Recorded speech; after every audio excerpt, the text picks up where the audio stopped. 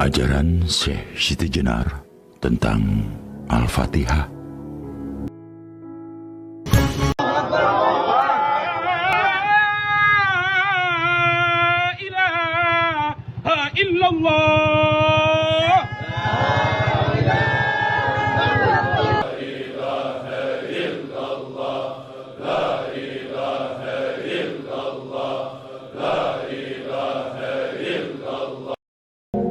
Ajaran Syekh Siti Jenar tentang Al-Fatihah.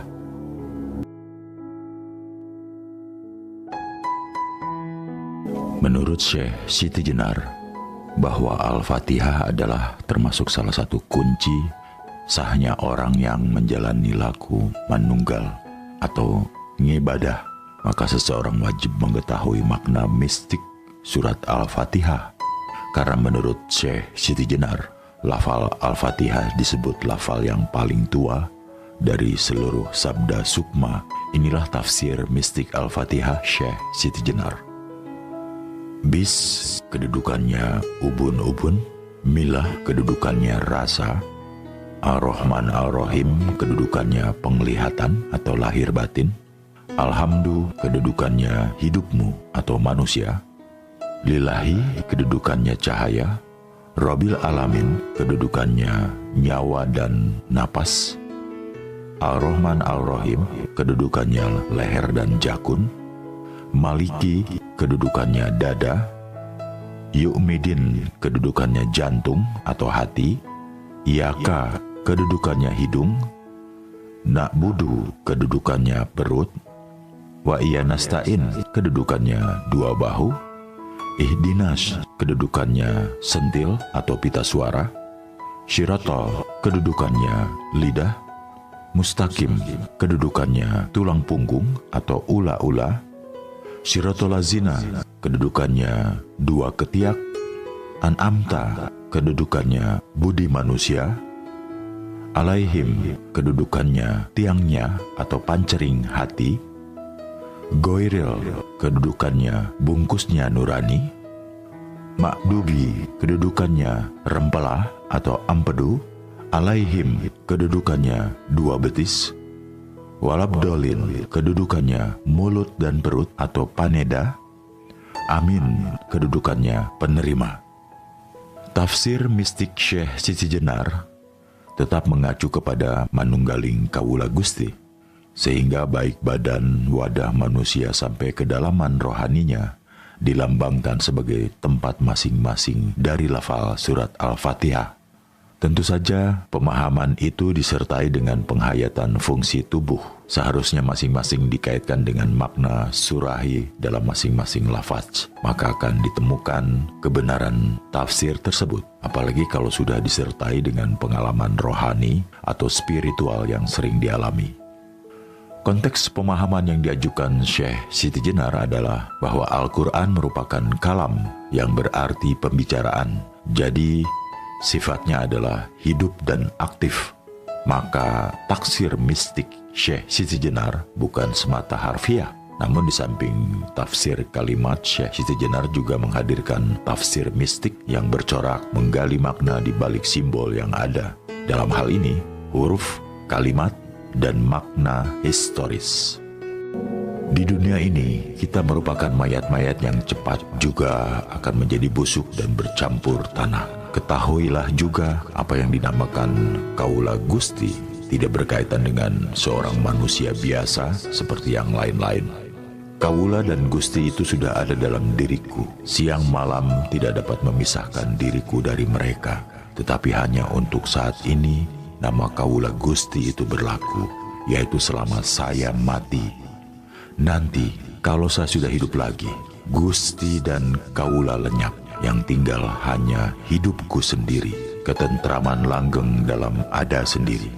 Bila kau belum menyadari kebenaran kata-kataku, maka dengan tepat dapat dikatakan bahwa kau masih terbenam dalam masa kematian. Di sini memang terdapat banyak hiburan aneka warna. Lebih banyak lagi hal-hal yang menimbulkan hawa nafsu. Tetapi kau tidak melihat bahwa itu hanya akibat panca indera. Itu hanya impian yang sama sekali tidak mengandung kebenaran dan sebentar lagi akan cepat lenyap. Gilalah orang-orang yang terikat padanya. Saya tidak merasa tertarik, tak sudi tersesat dalam kerajaan kematian. Satu-satunya yang kuusahakan ialah kembali kepada kehidupan. Syekh Siti Jenar menyatakan secara tegas bahwa dirinya sebagai Tuhan, ia memiliki hidup dan ada dalam dirinya sendiri, serta menjadi pangeran bagi seluruh isi dunia, sehingga didapatkan konsistensi antara keyakinan hati, pengalaman keagamaan, dan sikap perilaku zohirnya. Juga ditekankan satu hal yang selalu tampil dalam setiap ajaran Syekh Siti Jenar, yaitu pendapat bahwa manusia selama masih berada di dunia ini sebetulnya mati. Baru sesudah ia dibebaskan dari dunia ini akan dialami kehidupan sejati. Kehidupan ini sebenarnya kematian. Ketika manusia dilahirkan, badan hanya sesosok mayat karena ditakdirkan untuk sirna. Dunia ini adalah alam kubur, di mana roh suci terjerat badan wadah yang dipenuhi oleh berbagai goda nikmat yang menguburkan kebenaran sejati dan berusaha mengubur kesadaran ingsun sejati. Syekh Siti Jenar berpendapat dan menganggap dirinya bersifat Muhammad, yaitu sifat Rasul yang sejati, sifat Muhammad yang kudus. Ia berpendapat juga bahwa hidup itu bersifat baru dan dilengkapi dengan panca indera. Panca indera ini merupakan barang pinjaman yang jika sudah diminta oleh empunya akan menjadi tanah dan membusuk, hancur lebur, bersifat najis. Oleh karena itu, panca indera tidak dapat dipakai sebagai pedoman hidup. Demikian pula budi, pikiran, angan-angan, dan kesadaran berasal dari panca indera, tidak dapat dipakai sebagai pegangan hidup. Akal dapat menjadi gila, sedih, bingung, lupa tidur, dan seringkali tidak jujur. Akal itu pula yang siang malam mengajak dengki, bahkan merusak kebahagiaan orang lain. Dengki dapat pula menuju perbuatan jahat, menimbulkan kesombongan, untuk akhirnya jatuh dalam lembah kenistaan, sehingga menodai nama dan citranya. Kalau kamu ingin berjumpa dengan dia, saya pastikan kamu tidak akan menemuinya, karena Kiai Ageng berbadan sukma mengheningkan puja gaib, yang dipuja dan yang memuja, yang dilihat dan melihat, yang bersabda sedang bertutur, gerak dan diam bersatu tunggal. Nah, buyung yang sedang berkunjung lebih baik kembali saja. Ini adalah pandangan Syekh Siti Jenar tentang psikologi dan pengetahuan. Menurut Syekh Siti Jenar, sumber ilmu pengetahuan itu terdiri atas 3 macam: panca indera, akal nalar, dan intuisi atau wahyu. Hanya saja panca indera dan nalar tidak bisa dijadikan pedoman pasti. Hanya intuisi yang berasal dari orang yang sudah manunggalah yang betul-betul diandalkan sebagai pengetahuan.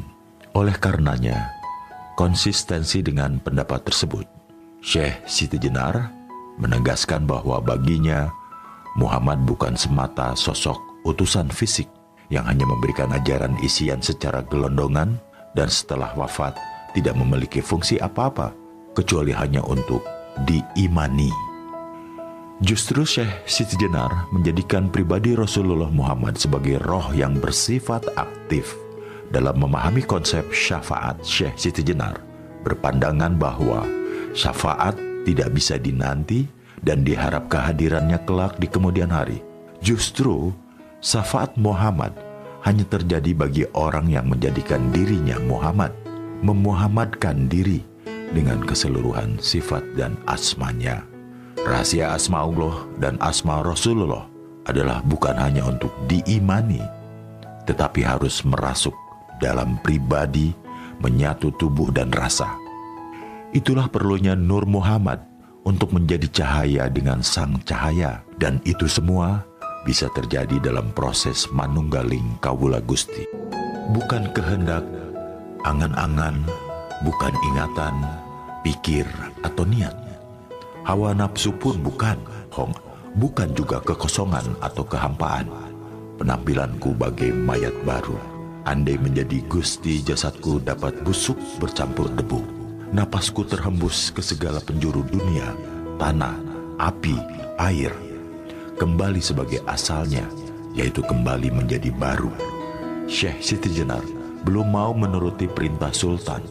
Hal itu disebabkan karena bumi, langit, dan sebagainya adalah kepunyaan seluruh manusia.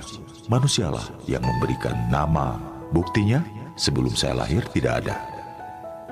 Syekh Siti Jenar menghubungkan antara alam yang diciptakan Allah dengan konteks kebebasan dan kemerdekaan manusia. Kebebasan alam mencerminkan kebebasan manusia. Segala sesuatu harus berlangsung dan mengalami hal yang natural atau alami, tanpa rekayasa, tanpa pemaksaan irodat dan kodrat. Maka ketidakmauannya memenuhi panggilan Sultan dikarenakan dirinya hanyalah milik dirinya sendiri. Jadi seluruh manusia masing-masing memiliki hak mengelola alam. Alam bukan milik negara atau raja, namun milik manusia bersama. Maka setiap orang harus memiliki dan diberi hak kepemilikan atas alam. Ada yang harus dimiliki secara private dan ada juga yang harus dimiliki secara kolektif. Dari ujangan Syekh Siti Jenar tersebut juga diketahui bahwa hakikat seluruh alam semesta adalah tajaliat Tuhan atau penampakan wajah Tuhan.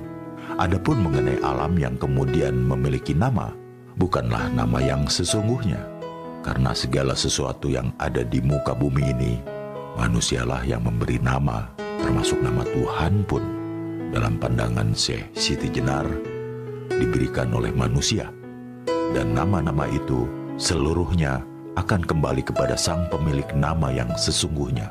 Memang nama itu perlu, namun jangan sampai menjebak manusia hanya untuk memperdebatkan nama.